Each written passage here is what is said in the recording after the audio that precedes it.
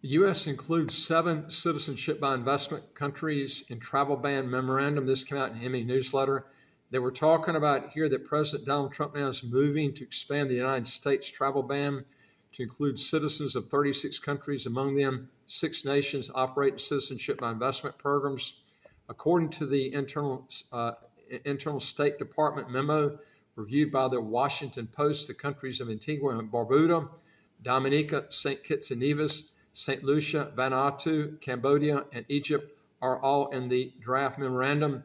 This represents the most pointed U.S. action yet implemented in the investment, migration industry, and national security policymaking. I'm going to give you the list of the countries real quick that they're looking at. This is the full 36 country list. That means if you get a passport in this country and you try to travel or try to get a visa in the U.S., you can have problems if this gets passed in getting that visa.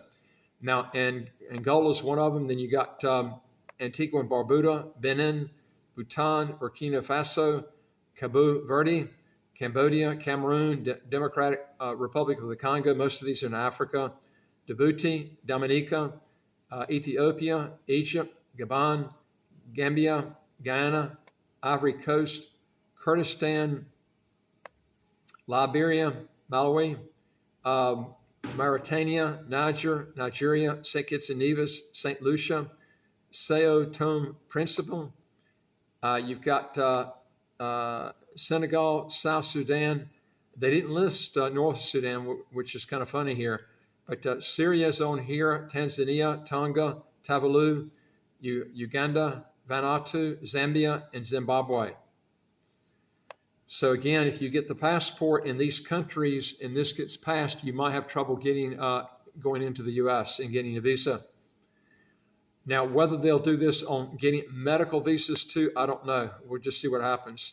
But the current memo marks an escalation from earlier this year when similar reports emerged in March, claiming the administration had drafted a travel ban list targeting many of the same countries. Now, the State Department spokesman, Tammy Bruce, she categorically denied those reports, stating that there is no list and dismissing the media coverage as inaccurate. But then there was an emergence of another State Department memo that now suggests the administration moved from denial to formal action on similar targets. Several of the citizenship by investment countries now reappear in the official directive. Now, just because some of the citizenship by investment countries were not listed on here, like Turkey, Nauru, Jordan, or one of these other ones that I might have missed, doesn't mean they won't be added, okay? And Grenada is also another one that they didn't put on here, but doesn't mean those won't be added too, okay? Now, the administration has granted affected countries 60 days to address deficiencies in document security, data sharing, and visa overstays. Now, countries that do not meet the new requirements face full or partial suspensions on the entry of their nationals. The memo identifies varied benchmarks that, in the administration's estimation, these countries fail to meet. Some have no competent or cooperative central government.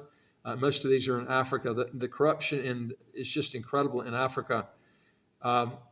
But again, the memo identifies varied benchmarks that, in administration's estimations, these countries failed to meet. Some have no competent or cooperative central government authority to produce reliable identity documents or other civil documents, or they suffer from widespread corruption and fraud.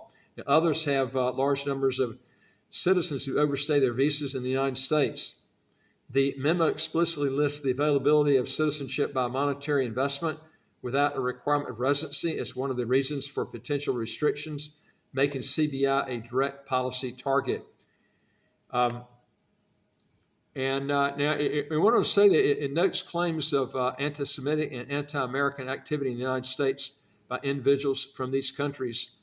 David Lesmerish was talking about in this article here that they believe this memo shows that the U.S. is well aware that nationals of otherwise targeted countries are trying to shake the stigma of their prior nationalities by buying passports in the Caribbean and Vanuatu.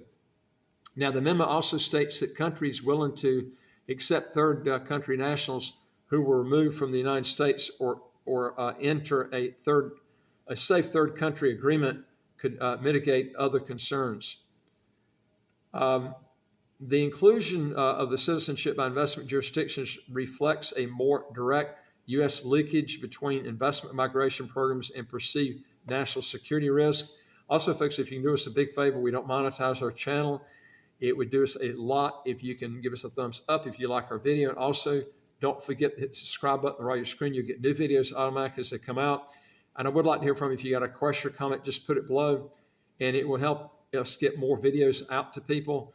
And also, if you want help, we can help you. Just go to our website, www.citizenshipquickly.com, if you want to legally get around high income taxes or how to get a second passport as quick as 4 months to a year. Now, while U.S. officials now have previously criticized certain aspects of the citizenship by investment programs, this marks the first entrance of these programs being explicitly referenced in a policy instrument with immediate visa implementations. Now, most of the Caribbean's major citizenship by investment jurisdictions appear. Nobly absent, however, is Grenada, which is the only Caribbean country with both an active citizenship by investment program and E2 visa treaty with the United States. This treaty allows Grenadian nationals to apply for long-term investor visa to the U.S., but it does not explain the exclusion. Egypt also maintains the E2 treaty and is nonetheless excluded. Now, it was pointed out that the list must also be compiled before Nauru introduced their program, as they are not listed here. As I mentioned earlier, you're going to have some that aren't listed here that they'll probably, if they pass this, they'll include the other ones too, I can tell you.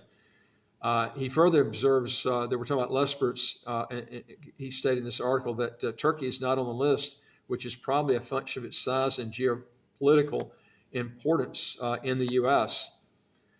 I can guarantee you that they will be put in this list too now.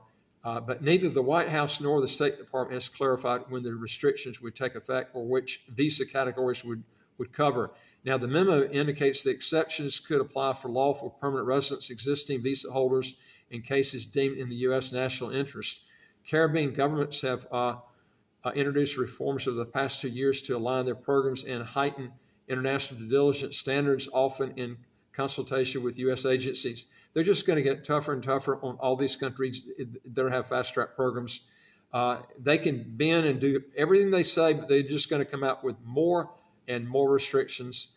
The decision to include multiple Caribbean citizenship by investment states, despite such efforts, signals a broader shift in how Washington assesses the risk posed by countries offering economic citizenship. The scope and legal durability of the forthcoming restrictions remain unclear, but the direction is unmistakable. The U.S. immigration policy now explicitly targets investment-based citizenship pathways. Folks, if you want to know more on this, again, go to our website, www.citizenshipquickly.com, and just ask for some help. And folks, again, it would help us out tremendously if you'd give us a thumbs up. It would help in the algorithm of our channel. Also, don't forget to hit the subscribe button right on your screen here. You'll get new videos automatically as they come out. And you can get a passport as quick as 4 months to a year by going to our website, www.citizenshipquickly.com, and just ask for some help. And I look forward to talking to you in the next video. Take care.